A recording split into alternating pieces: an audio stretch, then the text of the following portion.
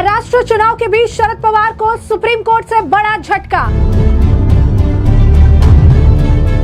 घड़ी चुनाव चिन्ह अजीत पवार के पास ही रहेगा। डिस्क्लेमर के साथ करना होगा चुनाव चिन्ह का इस्तेमाल, सुप्रीम कोर्ट। महाराष्ट्र में 20 तारीख को वोटिंग और 23 तारीख को रिजल्ट सामने आ जाएंगे और इससे ठीक पहले शरद पवार को सुप्रीम कोर्ट से बड़ा झटका लगा है। सुप्रीम कोर्ट ने अजीत पवार को घड़ी चुनाव चिन्ह का इस्तेमाल करने से रोकने की मांग को फिलहाल खारिज कर दिया है। एनसीपी शरद पवार ने 2 अक्टूबर को सुप्रीम कोर्ट में याचिका दायर कर चुनाव चिन्ह घड़ी के इस्तेमाल पर रोक लगाने की मांग की थी। सुप्रीम कोर्ट ने अजीत पवार से शपथ मांगी और कहा कि इसमें वे लिख कर दे कि वे घड़ी चिन्ह के साथ कोर्ट में लंबित डिस्क्लेमर लगाने के आदेश का पालन करेंगे। जस्टिस सूर्यकांत ने कहा कि हम अजीत पवार को जवाब देने का मौका देंगे, वे हल्फनामा भी दे कि भविष्य में हमारे आदेश का उल्लंघन नहीं होगा। साथ ही ये भी लिखे कि उन्होंने पहले भी ऐसा नहीं किया है। आपको बता दें कि समर्थकों के साथ नामांकन दाखिल करने पहुंचे मंत्री अनिल पाटिल जमकर किया शक्ति प्रदर्शन। जस्टिस ने जो है इस मामले को लेकर कहा कि अजीत पवार हल्फनामा दे कि वे हमारे 19 मार्च और 4 अप्रैल के आदेशों का पालन कराएं। इस मामले में अगली सुनवाई 6 नवंबर को होगी। चुनाव आयोग ने अजीत पवार की एनसीपी को असली करार देते हुए उन्हें पार्टी चिन्ह इस्तेमाल करने का अधिकार दिया था। कोर्ट में बहस के दौरान शरद पवार के वकील अभिषेक मनु सिंघवी ने कहा कि मार्च में हुई सुनवाई में कोर्ट ने चुनाव आयोग को आदेश दिया था कि हमें भी तुरही का चुनाव चिन्ह आवंटित किया जाए। अजीत पवार को घड़ी के चिन्ह के साथ ये लिखने को कहा गया था कि मामला अभी कोर्ट में लंबित है। उन्होंने इसका ठीक से पालन नहीं किया। लोग शरद पवार के साथ घड़ी के चिन्ह को पहचानते हैं। सिंघवी ने डिस्क्लेमर वाली दलील दी और इसके बाद अभिषेक मनु सिंघवी ने कहा कि अजीत पवार कोर्ट के आदेश के अनुसार डिस्क्लेमर नहीं लगा रहे। हमने तस्वीरें कोर्ट में जमा कर दी है, अब उन्हें इसके लिए सजा मिलनी चाहिए। इस पर अजीत पवार के वकील बलबीर सिंह ने कहा कि उन्हें कुछ जिम्मेदारी दिखानी चाहिए। कोर्ट में गलत तस्वीरें पेश की जा रही है। 1-2 मामले में टेंट हाउस मालिक की गलती हो सकती है, इस आधार पर हम पर आरोप नहीं लगाया जा सकता। बलबीर सिंह ने कहा कि यह तस्वीर सीधे कोर्ट में रखी गई है, हम अचानक इसका जवाब कैसे दे सकते हैं।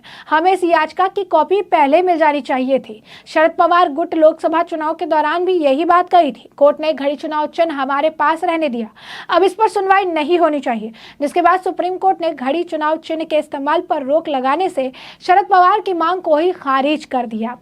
अब ऐसे में सुप्रीम कोर्ट ने जो है घड़ी चुनाव चिन्ह के इस्तेमाल को लेकर राष्ट्रवादी कांग्रेस पार्टी एनसीपी के शरद पवार खेमे की याचिका पर महाराष्ट्र के डिप्टी सीएम अजीत पवार और अन्य से जवाब मांगा।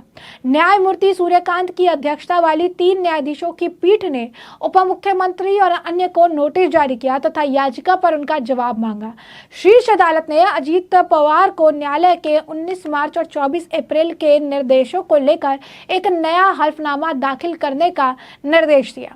नया हल्फनामा दाखिल करने के निर्देश न्यायालय ने अजीत पवार को दिया कि 19 मार्च 2000 और 24 अप्रैल को दिए गए उनके निर्देशों को लेकर एक नया हल्फनामा दाखिल करें, जिसमें यह कहा जाए कि एनसीपी का घड़ी चुनाव चिन्ह न्यायालय में विचाराधीन है और राज्य विधानसभा चुनाव की प्रक्रिया के दौरान भी इस बात का सावधानी पूर्वक अनुपालन किया जा रहा है। शीर्ष अदालत शरद पवार खेमे की याचिका पर सुनवाई कर रही थी, जिसमें दावा किया गया कि न्यायालय के आदेश का अजीत पवार समूह द्वारा पालन नहीं किया जा रहा है। सुनवाई के दौरान शरद पवार की ओर से सीनियर एडवोकेट अभिषेक मनु सिंघवी ने कहा कि किसी को भी ऐसे चुनाव चिन्ह की सद्भावना का लाभ नहीं उठाना चाहिए जो विचाराधीन हो। उन्होंने दलील दी कि अजीत पवार अपनी प्रचार सामग्री में जरूरी डिस्क्लेमर नहीं दिख रही है।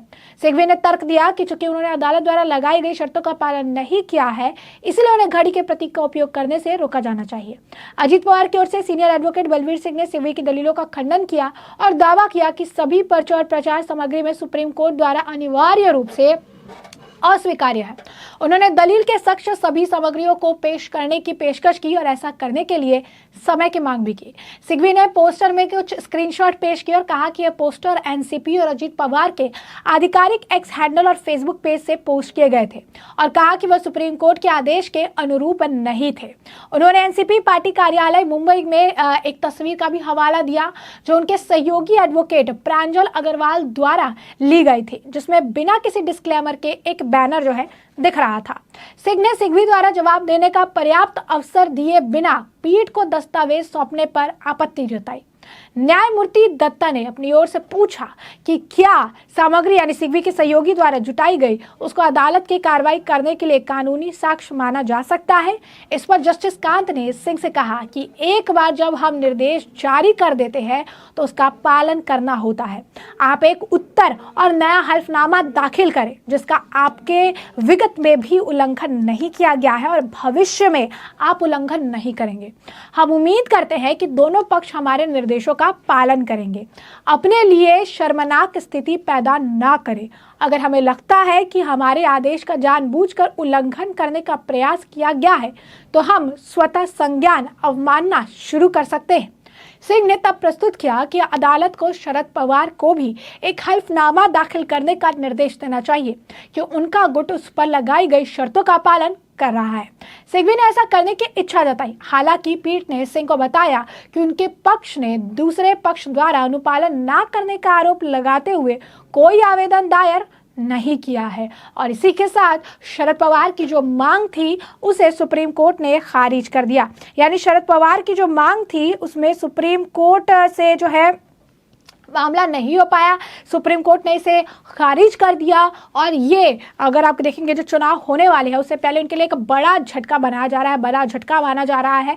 क्योंकि एक तरफ अगर आप देखेंगे तो उद्धव ठाकरे का भी अस्तित्व जो है पूरी तरीके से धूमिल हो गया है। उद्धव ठाकरे के भी चुनाव चिन्ह चले गए, उनके लोग चले गए और उनका जो अगर पार्टी अगर आप कहेंगे पूरी अस्थिर हो गई। उद्धव ठाकरे को खुद उनके महाविकास आघाड़ी के नेताओं ने भी जो है कॉर्नर कर दिया, किनारा कर दिया। तो दूसरी तरफ अगर आप देखेंगे तो दूसरी तरफ स्थिति ऐसी है कि जो है अब शरद पवार को भी जो चुनाव चिन्ह है उसके लिए स्ट्रगल करना पड़ रहा है। क्योंकि सबको पता है कि उद्धव के साथ जो है एकनाथ शिंदे थे, एकनाथ शिंदे जो है फिर वो बीजेपी के साथ जाकर मिल गए और फिर आज वो जो है महायुति में मुख्यमंत्री पद पर विराजमान है। तो वही दूसरी तरफ जो है शरद पवार के भाई जो है अजीत पवार, वो भी शरद पवार को छोड़कर दूसरी पार्टी में चले गए। एक तरफ उद्धव ठाकरे का चुनाव चिन्ह जो है एकनाथ शिंदे के पास चला गया और दूसरी तरफ एनसीपी यानी शरद पवार की पार्टी का जो चुनाव चिन्ह है उसे लेकर शरद पवार और अजीत पवार के बीच खींचतान जारी है।